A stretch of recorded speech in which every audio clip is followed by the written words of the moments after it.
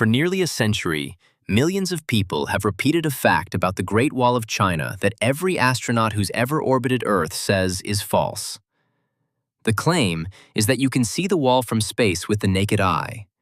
And not one astronaut has ever actually confirmed it, including Yang Liwei, China's own first astronaut, who said flatly after his flight in 2003 that he could not spot it at all.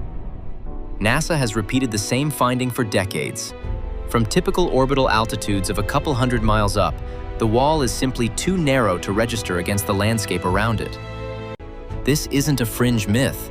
It's one of the most confidently repeated facts about any monument on Earth, printed in textbooks and recited on tour buses for generations.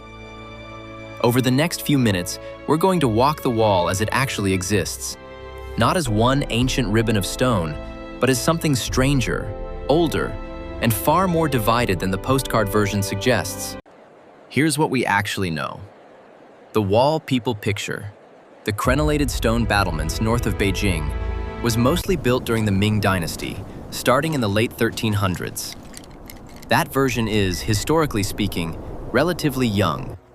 It replaced and absorbed earlier walls built more than 1,000 years before it, some dating back to the 3rd century before the Common Era, under the Qin dynasty that first unified China.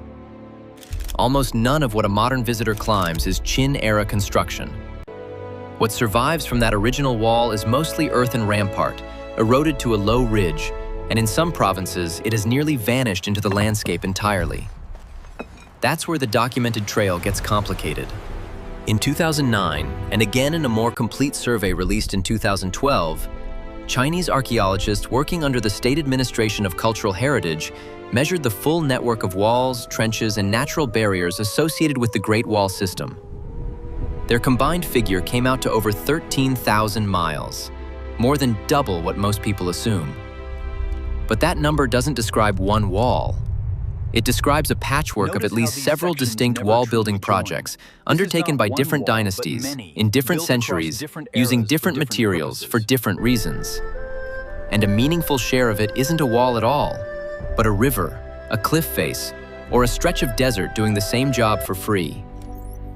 This is worth sitting with for a moment, because it raises an obvious question. If it isn't one wall, why do we still talk about it like it is? Some historians argue the Great Wall as a singular object is less an archaeological reality and more a 19th and 20th century invention. A story stitched together to give a fragmented, multi-century defense network a clean national narrative. That's a genuinely contested claim inside Chinese and Western scholarship alike. And it's the kind of thing worth arguing about in the comments, because reasonable historians land on different sides of it. What the data doesn't explain is why some sections were built to keep people out, and others were built to keep people in. During the Warring States period, roughly the 5th through 3rd centuries before the Common Era, China wasn't unified at all. It was a collection of rival kingdoms, including Qi, Chu, Yan, and Zhao, each building its own defensive walls against the others, not against nomadic invaders from the north.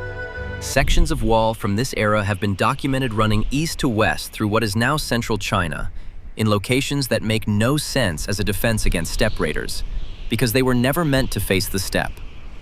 They were meant to face other Chinese states.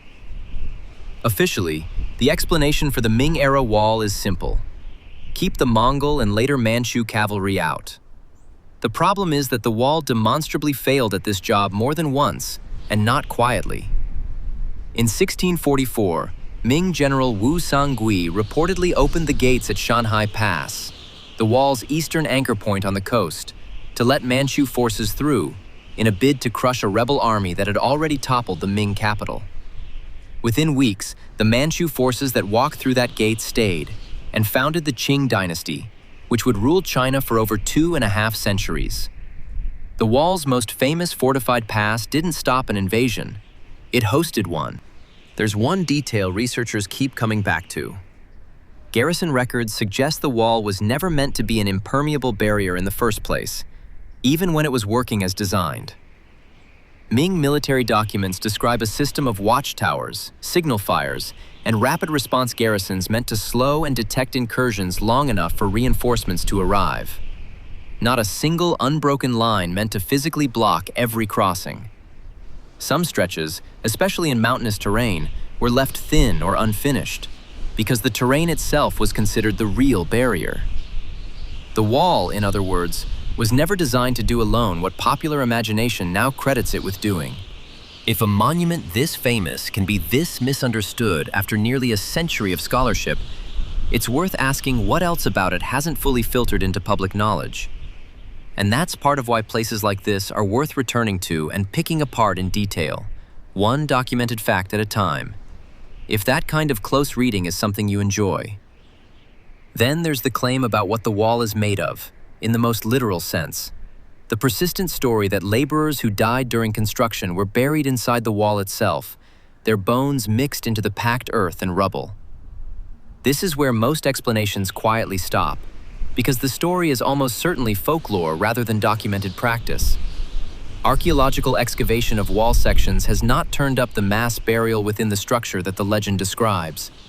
What is documented, through Ming administrative records and later historical analysis, is that the death toll among conscripted laborers, soldiers, and prisoners sent to build and garrison the wall was severe, with historians' estimates for wall-related labor across all dynasties running into the hundreds of thousands over the centuries.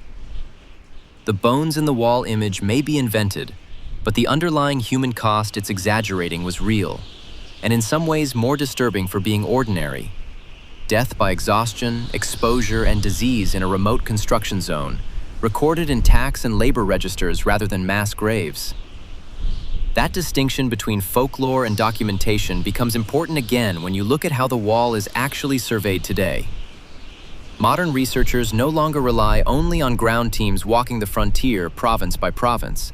Since the 2007 and 2012 national surveys, teams have increasingly used satellite imagery, aerial photography, and, in select areas, ground-penetrating radar to trace wall foundations buried under drifted sand or agricultural fields, particularly in the Gobi-adjacent stretches of Gansu province. This work has already identified sections of wall that were not visible from the ground at all, hidden under centuries of sediment. How many more buried segments remain undetected across a frontier this long has never been demonstrated, and no comprehensive follow-up survey has closed that gap since. Here's a detail that complicates the one long wall picture even further. In several regions, particularly in Shanhai and Inner Mongolia, archaeologists have documented 2, and in places 3, parallel wall lines running roughly alongside each other, built in different centuries for different strategic purposes, sometimes only a few miles apart. One line might date from the Northern Qi dynasty in the 6th century, another from the Ming rebuild nearly 1,000 years later, both defending, or attempting to defend, nearly the same stretch of frontier. Locals in some of these regions have, for generations, referred to different nearby ridgelines by different names, treating them as separate structures rather than one continuous wall, which is closer to the archaeological truth than the label most outsiders use. That should have settled the question of what the wall even is. It didn't, because large stretches of it, particularly the earthen and rammed earth portions built before the Ming dynasty, have never been comprehensively mapped or dated with confidence. The 2012 survey itself noted that a significant percentage of the wall system surveyed was already in poor condition or eroded beyond easy identification, especially in Gansu and Ningxia provinces, where wind erosion off the surrounding deserts has been steadily consuming rammed earth sections for centuries. Exactly how much additional wall existed and has since been erased entirely, swallowed by desert, farmland, or urban expansion, has never been fully demonstrated and probably never will be. No one disputes the first part of the wall's story, that people built it over and over across 2,000 years to manage a real and recurring military problem on China's northern frontier. It's the second part that causes the argument.